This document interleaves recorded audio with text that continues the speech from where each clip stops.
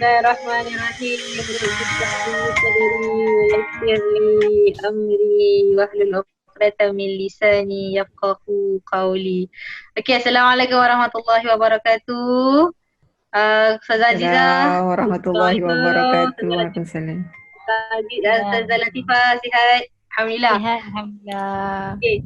So, Alhamdulillah kita kembali ke rancangan segmen Ibu dan Anak, which is this week topik yang sangat-sangat saya rasa exciting lah. Interesting pun ada.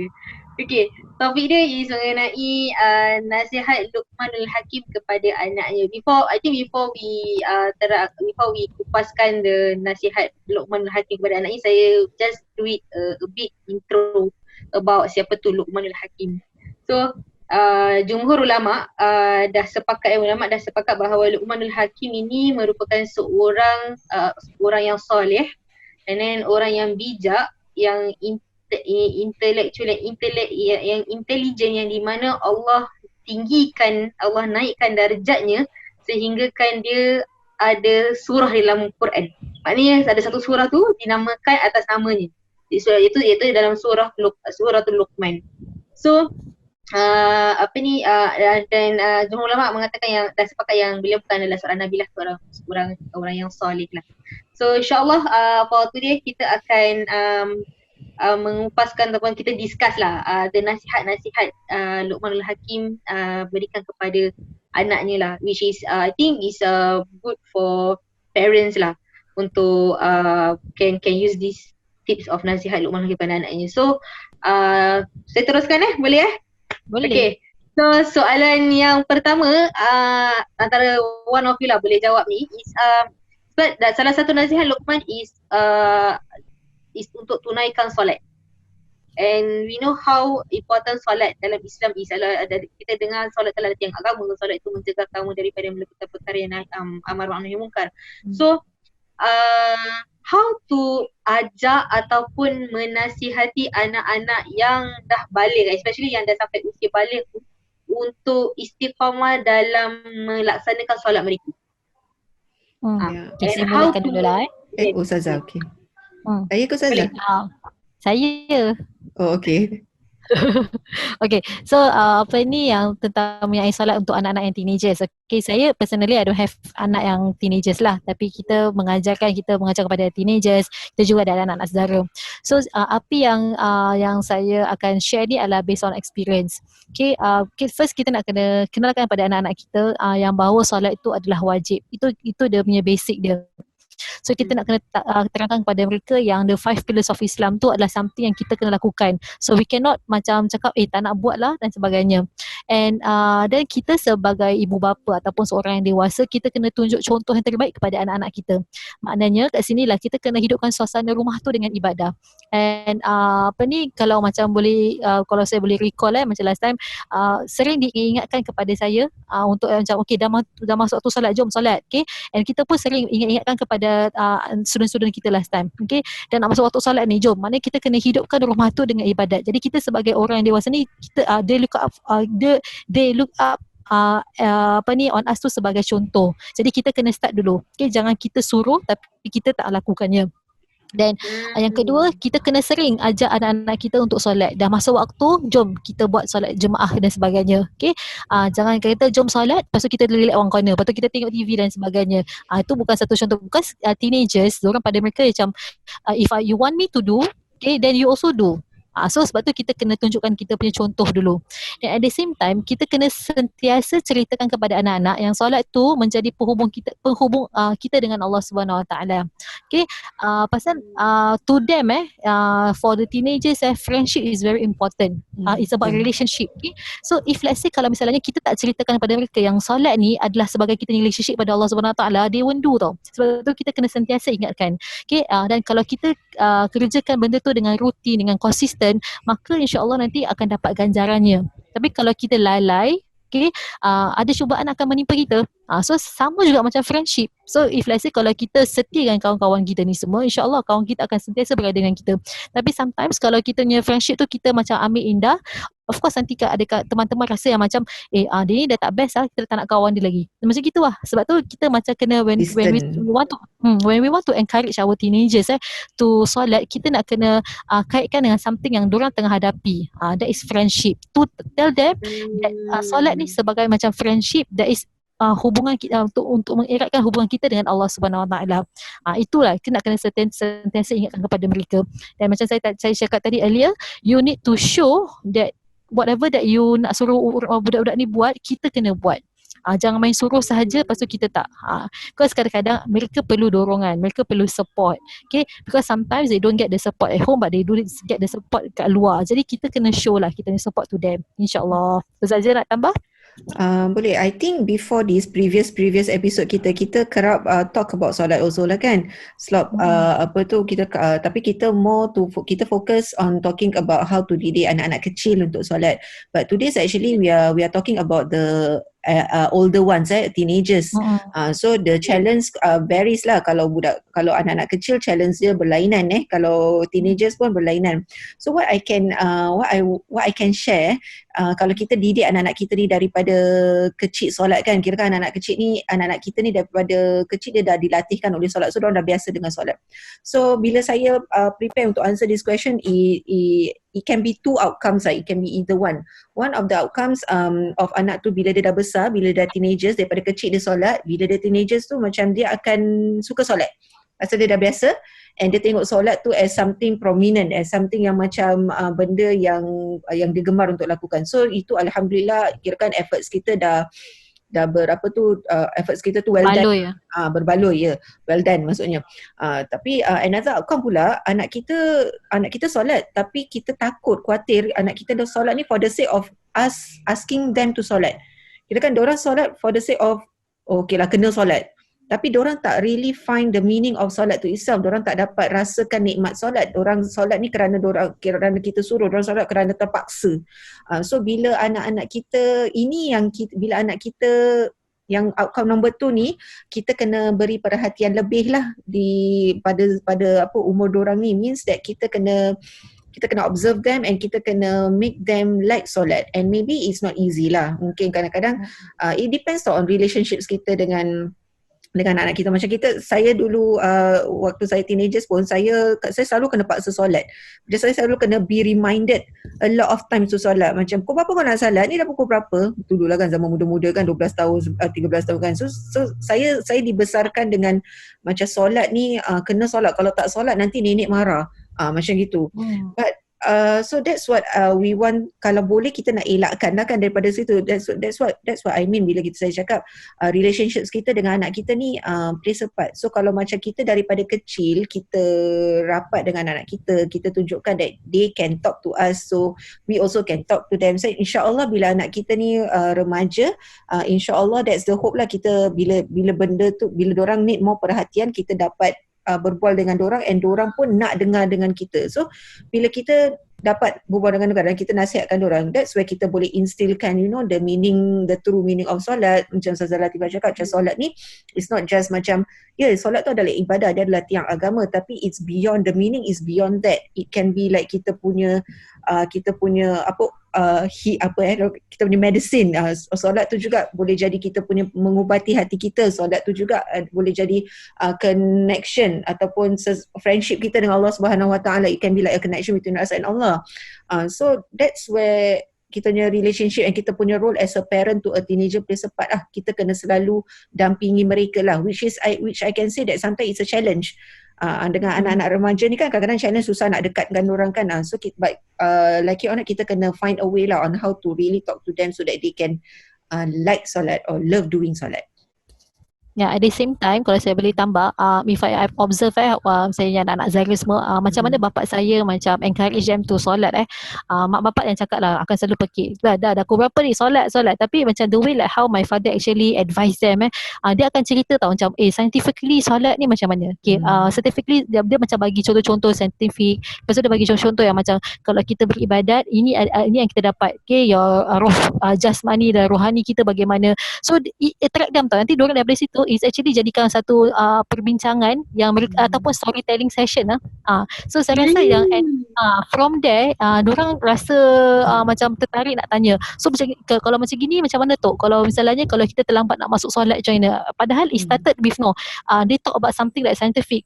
Okay, bagi kesihatan sebenarnya. So dari situ adalah diorang menanyakan tentang masalah-masalah tentang solat. Okay, kalau misalnya nak mazbuk dan bagaimana. So you need to actually keep up with the trend tau sekarang ni. Padahal sekarang bapak saya dah ahead daripada saya lah. Pasal kalau kita orang semua kan macam dah nak ke asal ni, korang baru nak solat. Tapi during kita punya leisure time, kalau kita berkumpul my dad will actually share with them tentang ni perkara agama in a leisure way. So dari situ bila kita dah tegur, kita dah share sekali dua, dah lama dah menjadi macam tabiat. Again, you need to be patient with these teenagers.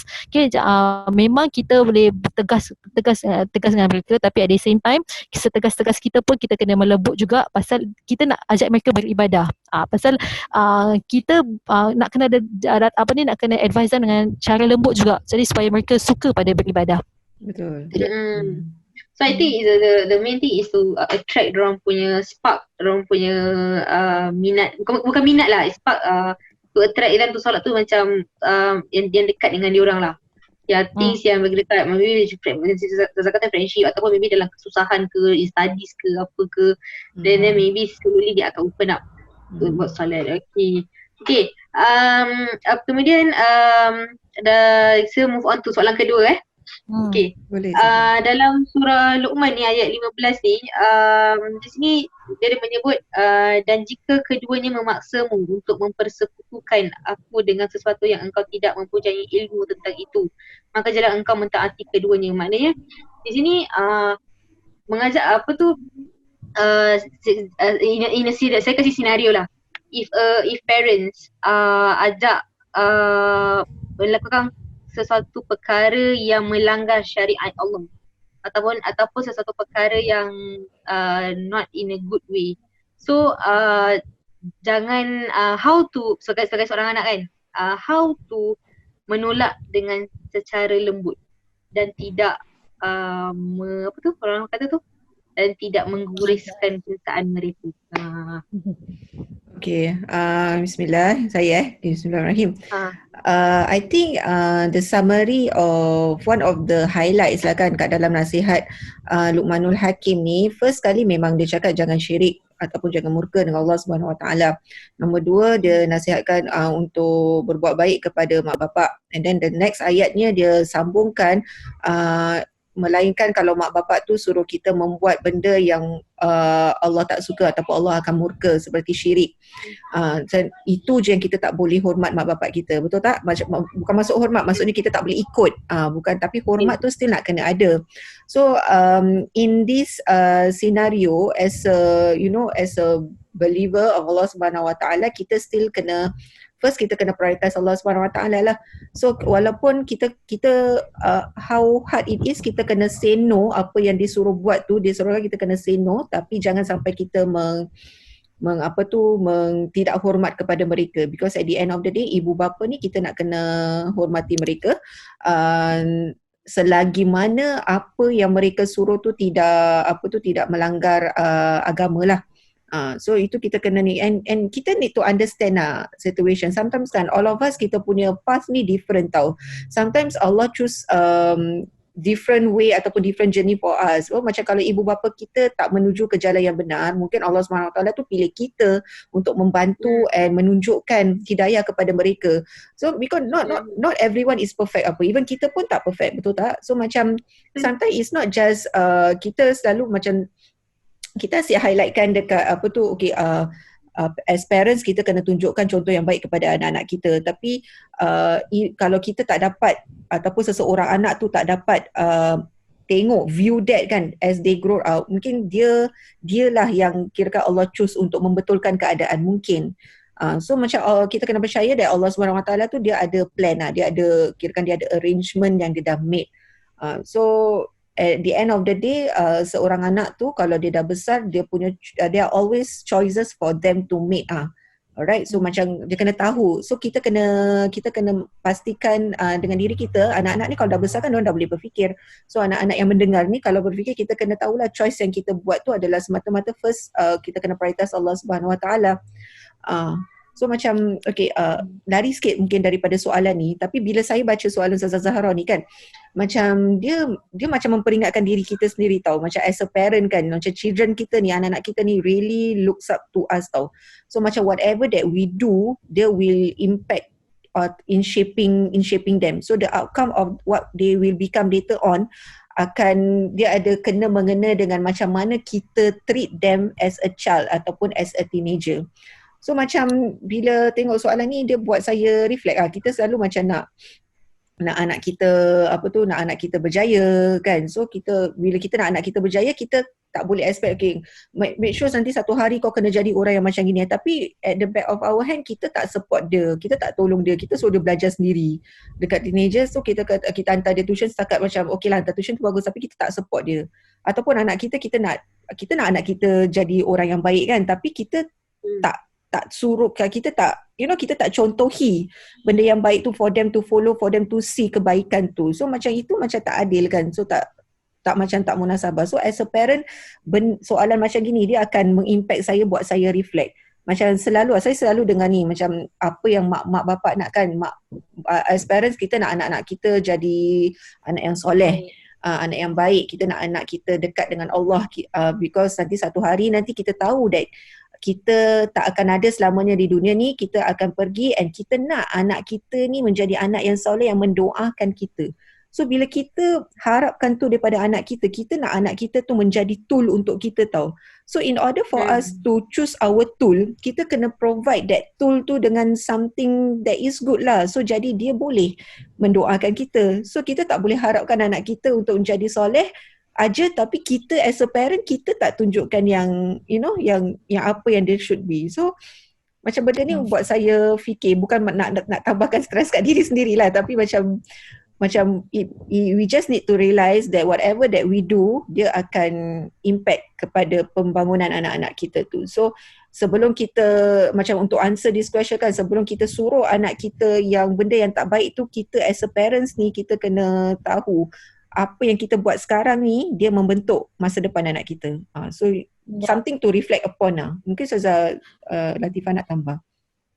Ya, untuk macam for this question, saya kalau boleh ingat kembali, macam saya ada students last time yang actually enroll to madrasah, dia sendiri yang enroll to madrasah without parents yang suruh. So pada saya itu Masya Allah, pasal dia pernah ceritakan pada saya yang dia dibangun, di grow up daripada keluarga yang macam tak bersolat dan sebagainya, tapi dia ada kawan-kawan yang macam sekeliling dia yang macam amalkan ibadat solat ni sebagainya. So dia tertarik. So dia kata I want to join madrasah, and they're willing to pay dia punya own pocket money sendiri dan sebagainya. Dia dah besar, ada youth So and at the youth baru nak belajar solat sebagainya. So bila dia dah balik rumah, bila dia dah start belajar ni semua, so balik rumah dia nak amalkan, parents tu sendiri rasa tersentuh dengan apa yang dilakukan. Macam parents sebenarnya tahu nak solat, tapi of course lah not being perfect. So tapi bila dia nampak anak dia tu yang melakukan solat di rumah, at first anak buat sembunyi-sembunyi, macam takut macam whatever that he do, dia akan menjadi macam macam takut, macam parent rasa tersindir ke apa kan.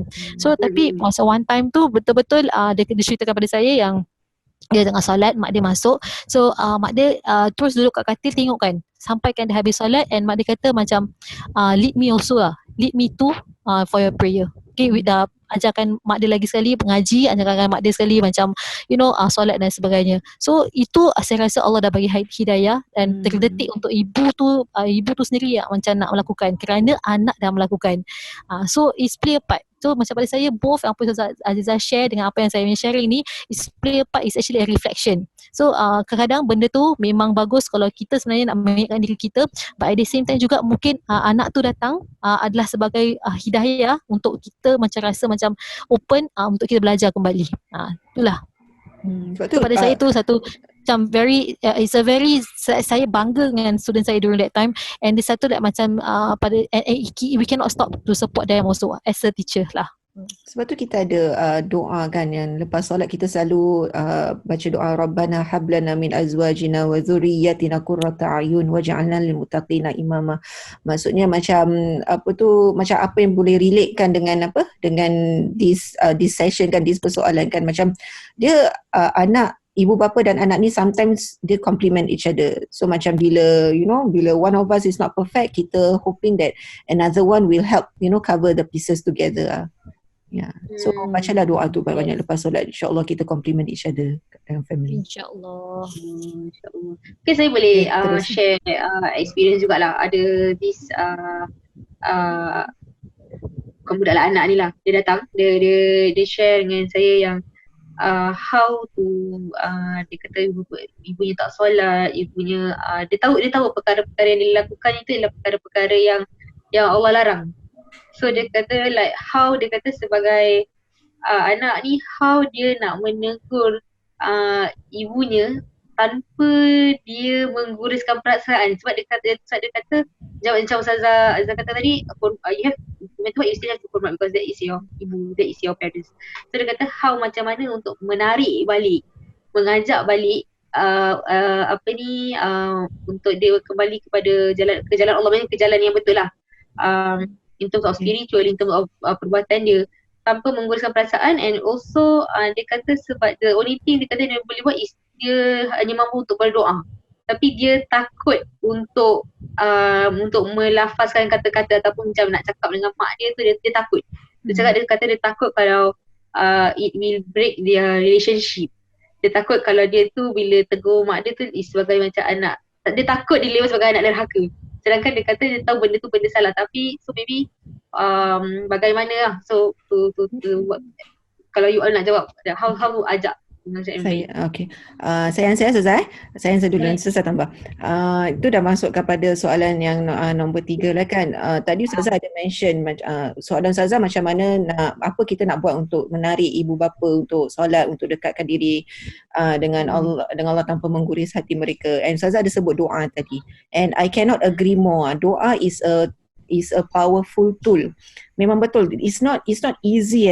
The reason I can answer this I can answer this macam it seems relatable to me. I personally didn't come from a very religious background, from a religious family. I did not have that lah bila sewaktu saya kecil.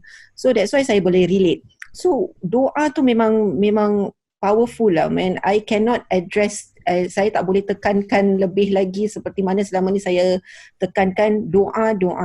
Memang untuk seorang anak, untuk kita bersuara kepada ibu bapa, mak solatlah, ataupun pak, kenapa bapa tak solat, is a very heavy thing to do.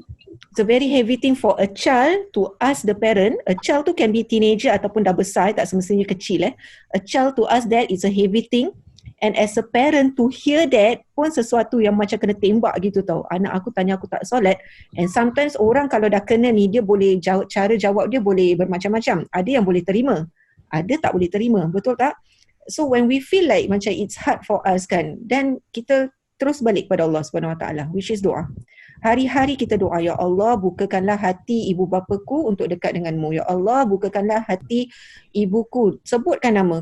Saya daripada kecil kalau doa saya sebut nama. Dengan ben-ben sekali, dengan benti-benti sekali saya sebut, pasal that's how much we want the best for our parents. Betul kan? So kita sebut, kita doa. And please bear in mind that sometimes Allah answer doa kita not immediately. Okay, memang tu dah disebutkan kan, doa Allah tetap dengar, tapi answer Allah untuk makbulkan doa kita tu sometimes it can happen immediately, sometimes it takes time, and sometimes it doesn't even happen after all, because Allah ada plan yang di sebaliknya yang lebih baik daripada apa yang kita doakan tu. Cuma kita jangan putus asa untuk berdoa lah, because sometimes doa ni lah yang akan membantu kita, especially in terms of like this lah. And selagi kalau kita seandainya kita rasa that kita can talk to our parents, kita can open discussion dengan dorang, selagi mana kita boleh, kita mampu, then teruskanlah kita nasihatkan. Like I said tadi, kita compliment one another kan. So seandainya salah satu daripada ibu bapa, and ibu bapa pun selagi mana kita boleh kenal, it is important for us to really watch our ego tau. Macam kita ada this, I don't know, correct me kalau saya salah, correct me, tapi kita dah terbiasa dengan the environment whereby mak bapak cakap, mak bapak betul. Tapi kita ni as kita yang tengah belajar ni kita kena realize sendiri, walaupun kita ada macam sebagai ibu kan, macam kita dah belajar Allah kan tinggikan darjat sebagai ibu kan, tapi kita jangan sombong dengan darjat tu. Kita sebagai ibu memang kita dah dinaikkan darjat, sebagai bapa pun kita memang ada darjatnya, tapi kita jangan sombong. Bila kita sombong, kita susah nak terima. Macam kita kena realize that kita ni bukan perfect mana pun lah.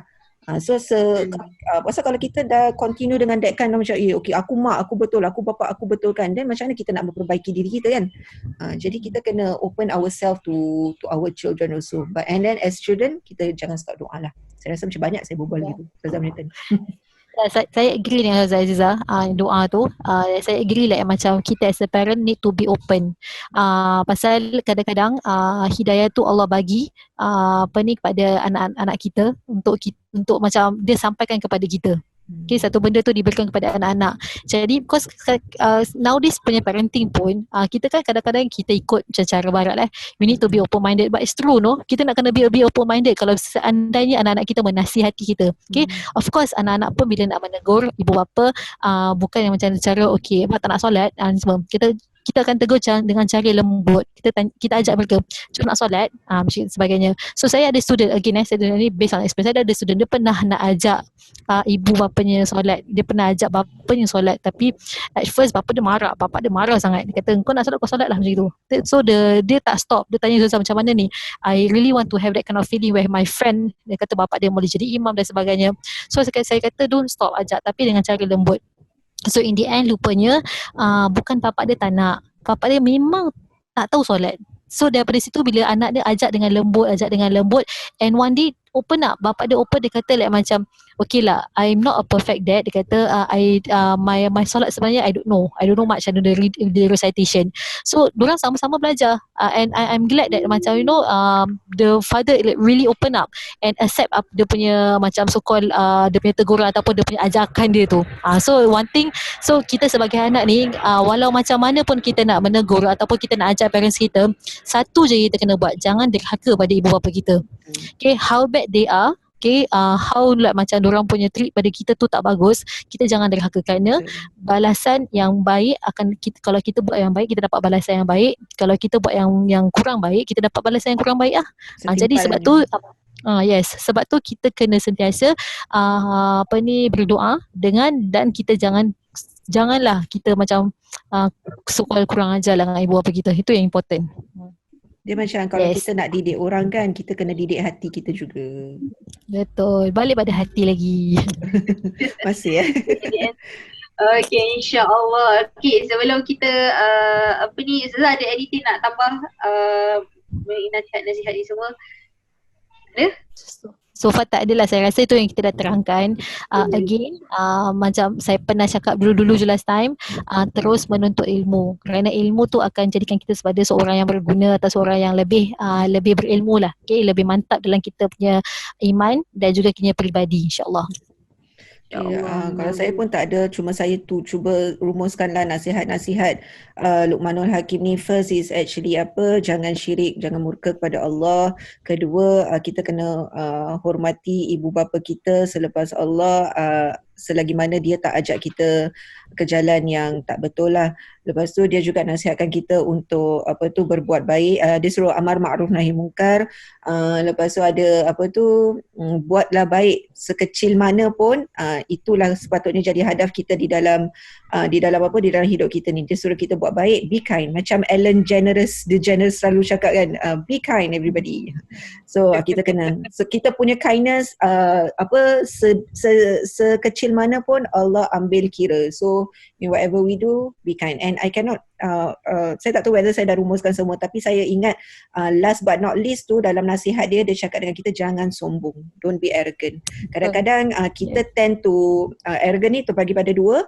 Kita sembunyikan diri kita daripada masyarakat, itu pun sombong. Kita tak boleh jadi loner sangat, itu pun dah sombong. Kita kena cuba untuk bergaul. Ataupun lagi satu is jangan sombong dengan apa yang kita dah ada, apa yang Allah berikan ni. ia adalah satu nikmat, tapi janganlah kita sombong dengan nikmat Allah. Itulah. Tu saya harap saya dah rumuskan lah. InsyaAllah. Okey, insyaAllah. Semoga segala nasihat yang nasihat Luqmanul Hakim ni yang telah dikupaskan oleh Ustazah Azizah dan Ustazah Latifah, insyaAllah dia dapat manfaat kepada anda-anda yang di luar sana ataupun yang sedang, kepada beberapa yang sedang berusaha untuk menjadi yang lebih baik ataupun nak jadi untuk dapat keridaan Allah. Semoga mendapat keridaan Allah dan semoga dipermudahkanlah segala urusannya, insya-Allah. Dengan itu, wabillahi taufiq wal hidayah. Wassalamualaikum warahmatullahi wabarakatuh. Waalaikumsalam warahmatullahi